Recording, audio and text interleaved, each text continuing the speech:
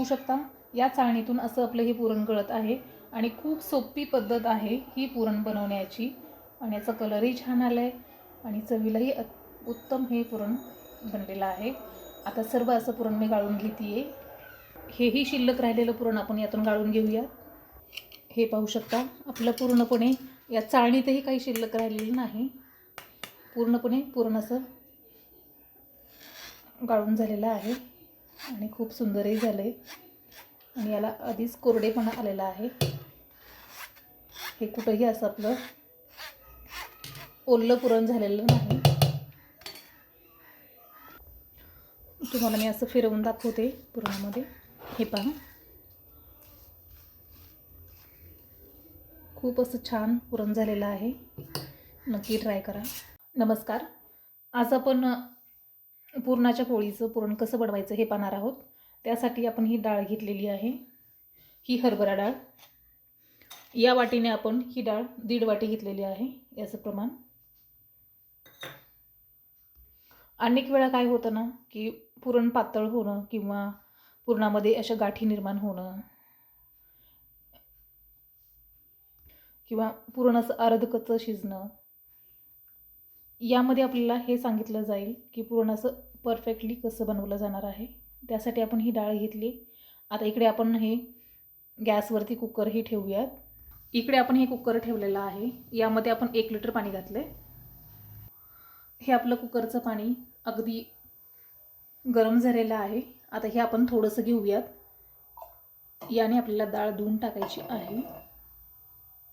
यामध्ये आपल्याला हे गरम पाणी घालायचं आहे, ही डाळ अशी धुवून घ्यायची आपल्याला। आता हे पाणी पण छान गरम झालेलं आहे आपलं। आता हे कुकरचं पाणीही गरम झालेलं आहे। आता यामध्ये आपल्याला ही धुवून घेतलेली डाळ घालायची आहे।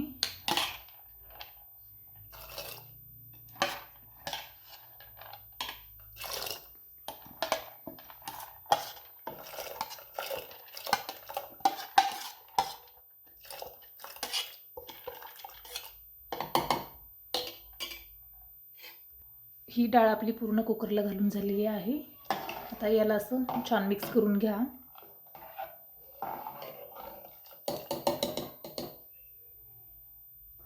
आता या कुकरला असं छानशी उकळी आलेली आहे, हे पाहू शकता। याला आणखीन एकदा मिक्स करून घ्या आणि कुकरचं टोपण लावत असताना नेहमी अशी उकळी आल्याच्या नंतरच हे कुकरचं टोपण लावू शकता तुम्ही। म्हणजे काय होईल ना की या कुकरच्या बाहेर बिलकुल असं टोपणावरती किंवा त्या झाकणावरती येणार नाही ओतू। आपलं कुकरचं झाकण लावून झालेलं आहे। आता आपल्याला मीडियम गॅसवरती 2 शिट्ट्या करून घ्यायच्या आहेत आणि एकदम स्लो गॅसवरती 1 शिट्टी करायची आहे।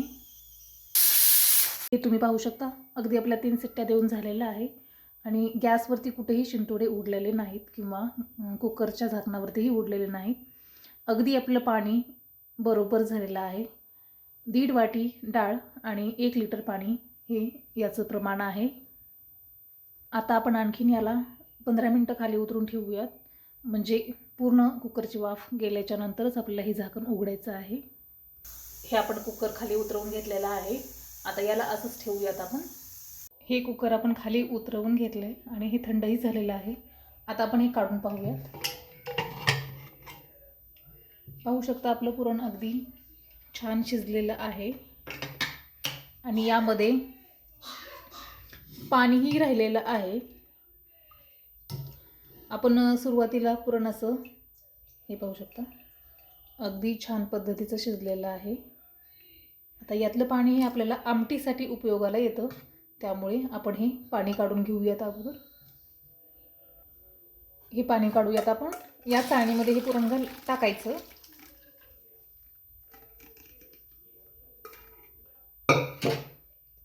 पाहू शकता एकदम छान शिजवून झालेलं आहे आणि हे पुरण आपलं अगदी 3 शिट्ट्यामध्ये शिजलेलं आहे। आता हे बाहेर काढलेलं पुरण यामध्येच घालायचं आहे आपल्याला आणि यातच आपल्याला छान असं साखर घालून यामध्ये आपल्याला गरम करून घ्यायचं आहे।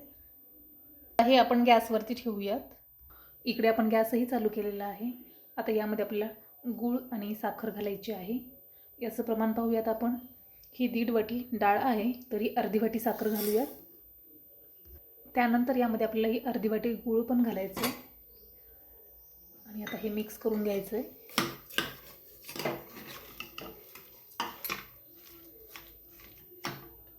हे आपण इकडे मिक्सरचं भांडं घेतलं आहे. आता यामध्ये आपल्याला ही 2 चमचे सोप घालायची आहे.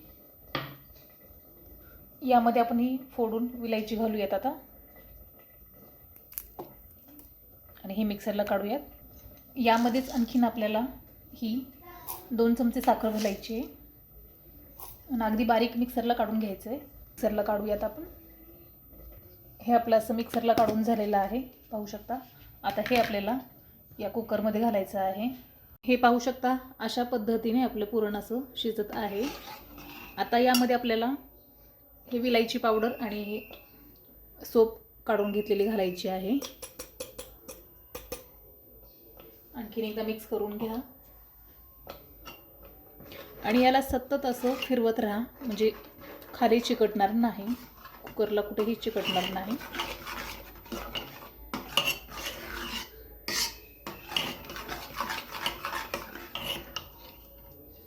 अगदी यामध्ये विलायची आणि सूपचा एकदम सुगंध येत आहे.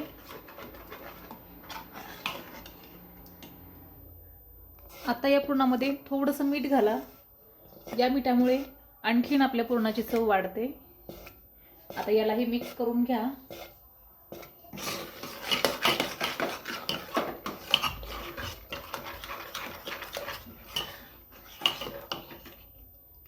असं बिलकुल आपलं पुरण असं चिकटलेलं नाही खालती. हे पाहू शकता, आपलं पुरण अगदी तयार झालेलं आहे. आता हे आपल्याला गाळणीतून एकदा फिरवून घ्यायचं आहे. कुठेही खाली कुकरला चिकटलेलं नाही. आपलं पाण्याचं प्रमाण एकदम बरोबर आहे. 1.5 वाटी डाळ तर 1 लिटर पाणी. हे असं प्रमाण घ्या, म्हणजे तुमचं आमटीलाही पाणी बाहेर काढता येईल आणि पुरणही छान शिजेल. आणि आत्ताच पाहू शकता, यामध्ये कुठेही डाळ शिल्लक राहिलेली नाही, त्यामुळे हे शिजून छान झालेलं आहे. आता हे आपण गाळणीतून एकदा फिरवून घेऊयात, म्हणजे आणखीन बारीक होईल आणि असं सुटसुटीत पुरण होईल. आता हे पुरण आपण या गाळणीमध्ये घालूयात आणि हलक्याशा हाताने याला असं फिरवत राहायचं. पाहू शकता, खाली आपलं पुरण एकदम छान गाळणीतून बाहेर पडतंय आणि तुम्हाला वेळही लागणार नाही.